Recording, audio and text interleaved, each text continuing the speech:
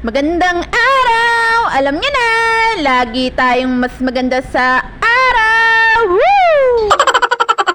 Anyways, ito naman ang pagkain ko ngayon. Bali, lettuce, pipino, mansanas, at nilagang itlog. Bali, nilagyan ko nga lang siya ng konting mayonnaise, asin, konting asukal, at kalamansi. Grabe, napakasarap. Bali, punong-puno nga ito kanina at nabawasan ko na nga rin dahil nagugutom na nga ako. Bali, naubos ko nga yung buong mangkok na nga yan at meron nga rin akong baon ditong tokwa na tira nga na ulam pa nila kahapon at nilagyan ko nga rin ng kalahating pipino. O diba, for the kain na naman ang person. Woo! At syempre, pagkain ko na nga rin yan ng buong maghapon at minsan bumipili pa nga rin ako ng biskwit dahil gusto ko nga rin ng may nginunguya na malutong-lutong. Wow! Grabe, napakasarap nga nitong salad na ginawa ko. Bali, napanood ko nga lang din ito sa Facebook at ganito pala dapat ang gagawin mo para hindi nakakaumay. Maraming nga klaseng salad ang napapanood ko pero ito nga yung nakita ko medyo kaya nga sa budget.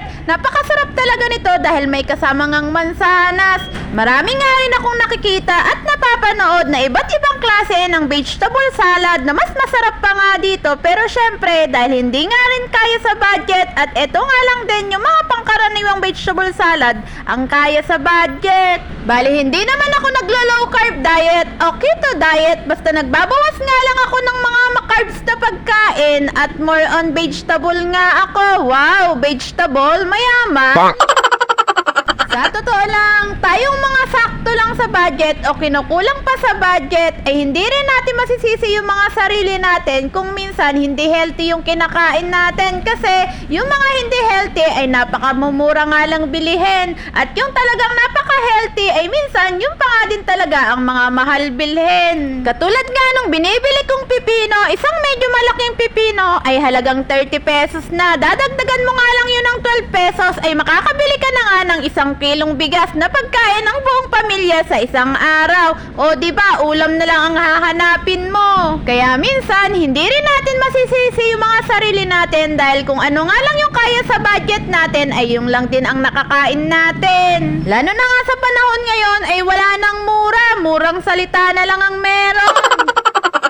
At kapag hindi naman tayo nag-budget ng naayon sa kinikita natin ay matatabunan tayo ng bayarin o kaya sa mga susunod na araw ay nganga tayo. Hey! Kaya napakahalaga din talaga nang nagpupursige talaga tayong maghanap buhay para mabili natin yung mas masusustansya pang pagkain para sa pamilya natin at para sa sarili natin. Bukod kasi sa pagkain ay marami din tayong obligasyon na mga bayarin. Mahirap pero kailangan talaga nating magpursige habang bata pa sa paghahanap buhay. At yun lang. Salamat!